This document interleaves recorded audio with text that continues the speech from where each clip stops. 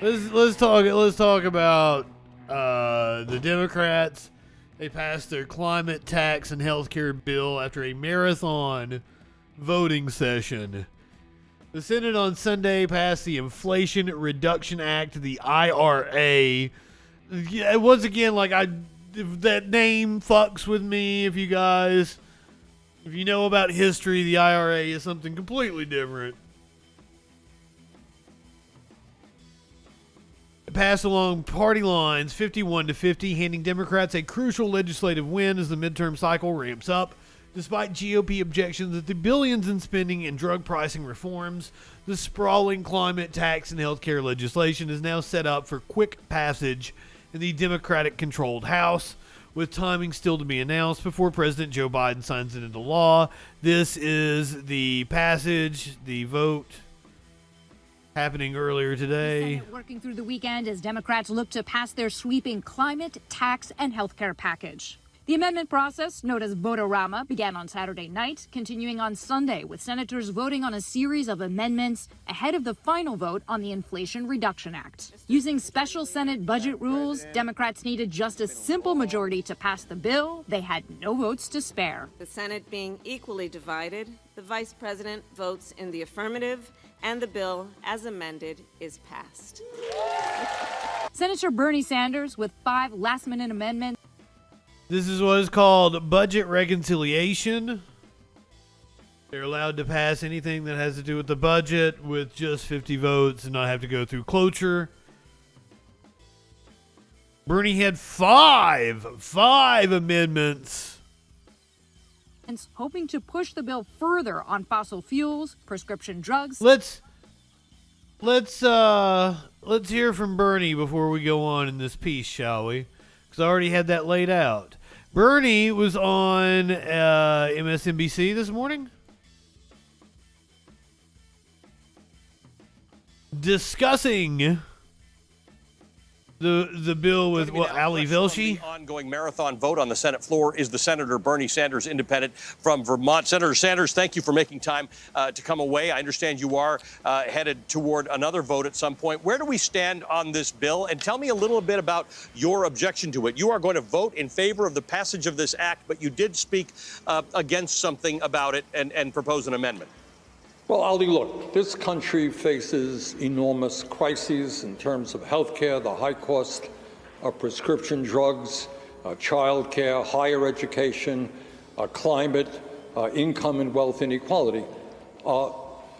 This is what we call a reconciliation bill. And what that means is that we only need 50 votes. You don't have to get 60 votes. You don't need any Republican votes to do something significant for working families in this country.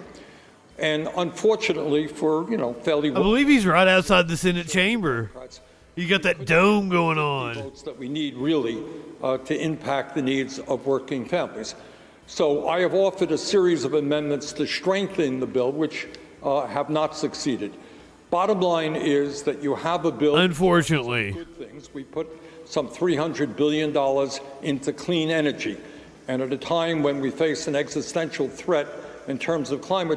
So the Democrats claimed that the amendments that Bernie put forward would cause like Manchin or Sinema not to go for the bill.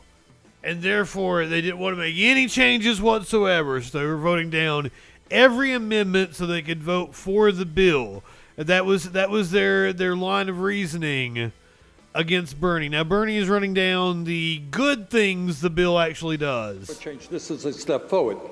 But on the other hand, as part of the deal, we're allowing oil and gas companies the opportunity to drill on millions of acres of public water and land. We're giving more tax breaks and corporate welfare to the oil industry. There is a reason why BP and Shell, two of the largest oil companies in this country, are supporting the bill. In terms of prescription drugs, this legislation takes a very baby step forward. We pay by far the highest prices in the world for prescription drugs. In some cases, you well know, we've talked about it, 10 times more than Canadians. What this bill does is say that Medicare should negotiate prescription drug prices but only after 4 years, and they start off with only 10 drugs and go from there. So it's a very modest step forward.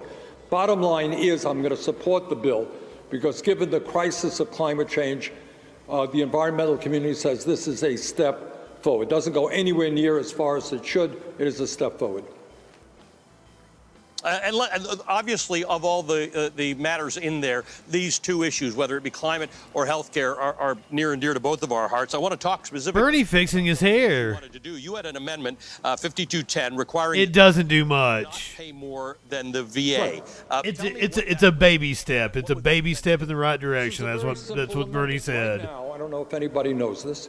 For 30 years, the Veterans Administration has been negotiating prescription drug prices with the VA, similar to what IRA just strikes up a different connotation for me. Pays half as much for prescription drugs as Medicare. Now, how insane is it that in one federal government, you got the VA paying 50% of what Medicare is paying for prescription drugs? So all that my amendment said is, you know what? Medicare should not pay any more than the VA. Do what they've been doing for 30 years. Now, when you take on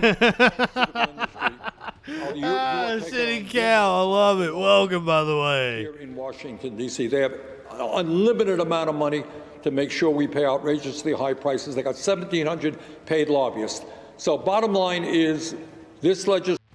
Oh, we desperately need an investment in public housing in this country. We need more housing stock that's affordable, that isn't run by some fucking greedy fucking landlord. That would bring costs of housing down if you had a public option, just like with healthcare. Nice apartments, not fucking shitty ghetto shit. Build nice apartments, make them accessible. Don't have a waiting list that's 10 fucking years long. But like we're never gonna get anything like that out of the fucks that we have in Congress now. The only person that's doing anything is Bernie Sanders. And like poor Bernie, he's fighting an uphill battle. My God. He's old. He must be tired. He's been fighting an uphill battle his entire fucking career.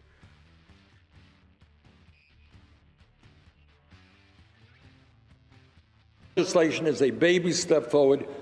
It doesn't go as far as it should.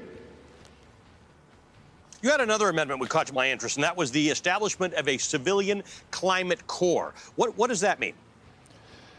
Well, what that's about is the bill puts $300 billion into clean energy, and that's a good thing. That's probably the best thing in the bill. But, you know, the leaders, as you well know, in America and all over the world, the people... I mean, we've got some fantastic representatives. They just don't have anything to work with. You know, they're not the ones calling the shots. They're not, like, Bernie is the only one that has any modicum of power as the Budget Committee chairman in the Senate. You know, there are a few of the squad members that sit on committees. They did their best to fucking, you know, they took Katie Porter off the banking committee where she wanted to be. So, like, it's they're fighting an uphill battle.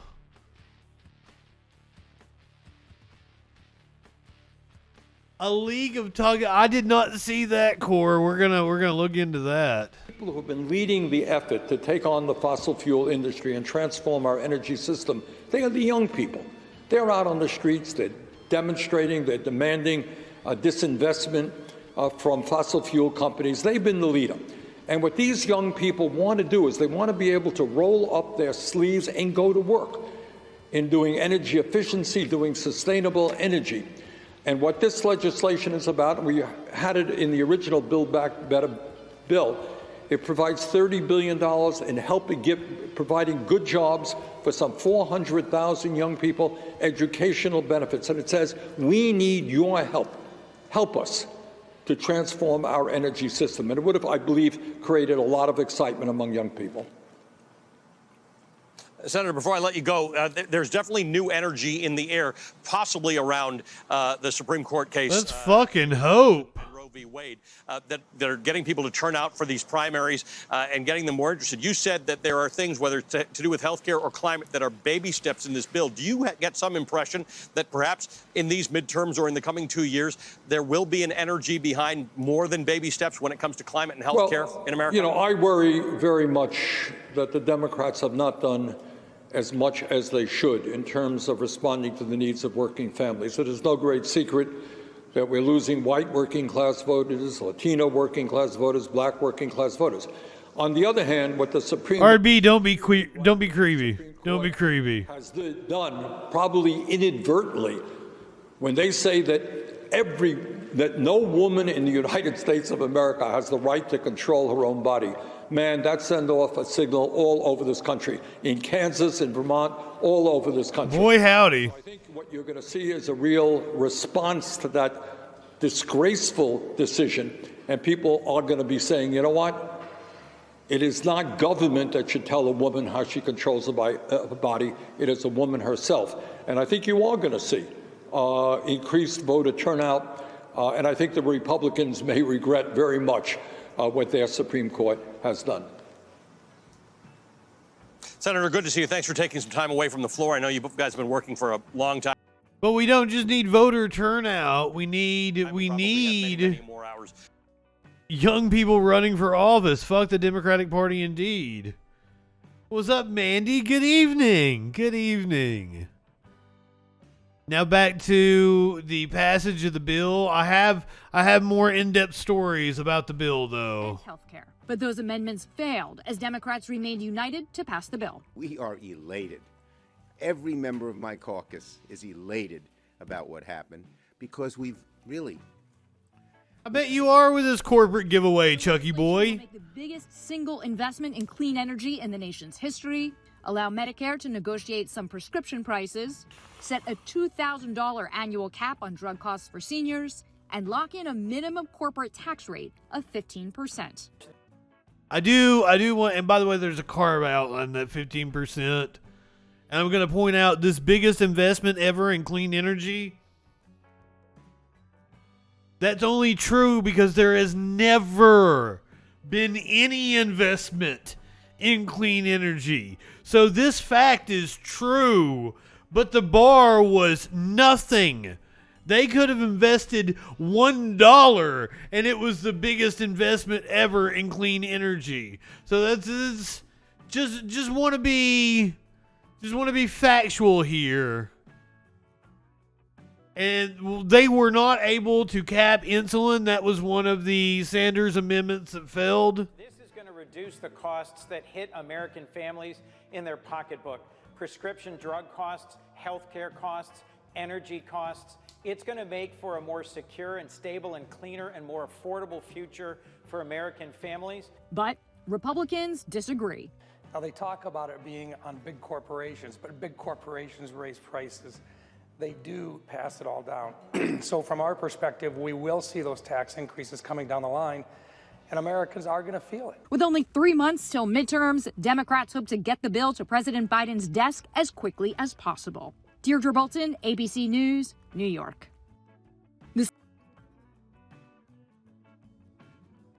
Oh shit, it is midterms. I need to get my license over here. I need to make sure I'm able to vote. Let's talk about the SALT carve-out.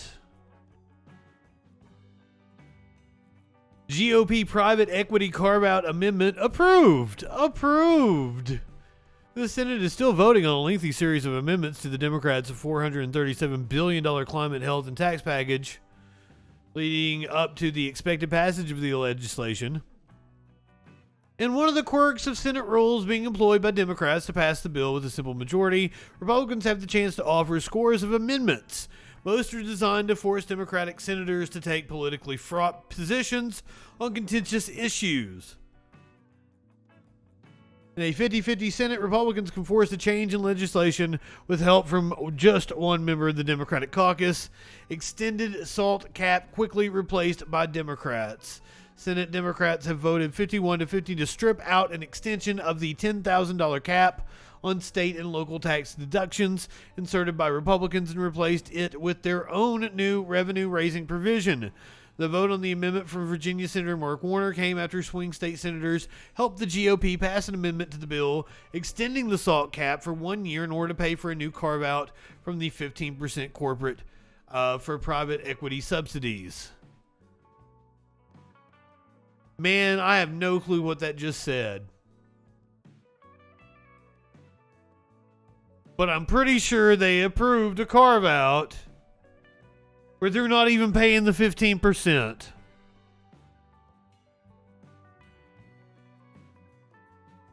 Because that was something that Cinema wanted. That's why she is pictured here in the article. Democrats fail to overrule the parliamentarian on insulin price caps. Yeah, Core, it was the way the article was worded was weird. So I have no, was the author drunk? I'm not exactly sure. It fucked with me too. I didn't know if I was too high for this shit. Democrats failed to overrule the parliamentarian on insulin price cap as GOP votes no. Senate Democrats fell short of an effort on Sunday to overrule a decision by the parliamentarian that effectively struck down a proposal sponsored by Senator Raphael Warnock to cap out-of-pocket insulin costs at $35 a month for people not covered by Medicare. Senator Lindsey Graham, the ranking member of the Budget Committee, sought to enforce the parliamentarian's ruling that Warnock's cap on insulin price violated the Byrd Rule because it would set prices in the commercial market and therefore couldn't pass with a simple majority vote. I like that they invoke the Byrd Rule, but so often I get told that Robert Byrd was a leader of the Klan. He wasn't, by the way. Senate Democrats insisted on a vote to waive the procedural objection to put Republican senators on record, including Senator Ron Johnson, the most vulnerable member of the GOP conference, on the record as opposing a popular proposal to rein in insulin prices. The Senate voted 57 to 43 to waive the procedural objection against the insulin price cap, but Democrats scored a symbolic victory when 7 Republicans voted with Democrats. The Republicans that voted with them were Bill Cassidy, amazingly enough, Susan Collins, Josh Hawley, good on Hawley, John Kennedy in Louisiana, Cindy Hyde Smith, Murkowski, and Dan Sullivan in Alaska. What a wild lineup of Republicans. Wasn't expecting that one. Earlier today, Lindsey Graham was warned about violating Senate decorum rules. I tried my best to find video of this, and I couldn't.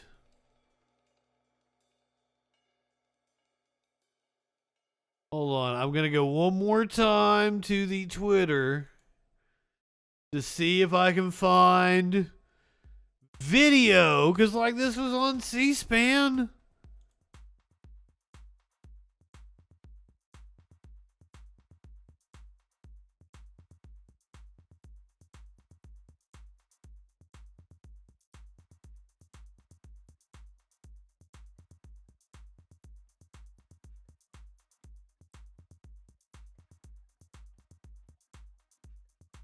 Has to exist.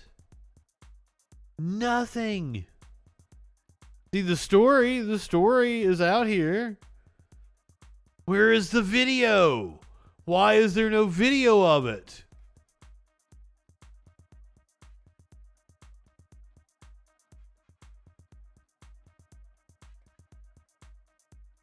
Because it sounds like a fun moment. Senator Lindsey Graham received a warning early Sunday morning to follow the Senate's decorum rules after he accused Senator Maggie Hassan of being deceitful and dishonest and vowed, "We're going to call you out." This gives phony and cynical a bad name, Graham exclaimed when Hassan introduced her amendment. Graham's outburst at Hassan prompted Senator Chris Murphy to sternly remind the South Carolina senator not to impugn the motives of a fellow senator. Murphy reminded Graham and all senators not to impute to another senator or another senator's any conduct or motive unworthy or unbecoming of a senator. The admonishment came after Graham slammed Hassan, who faces a competitive re-election race this November, for proposing an alternative to his amendment to strike a 16.4 cent a barrel tax on imported petroleum products and foreign oil refined in the United States. I sure would have liked to have seen this exchange. This would have been great on video.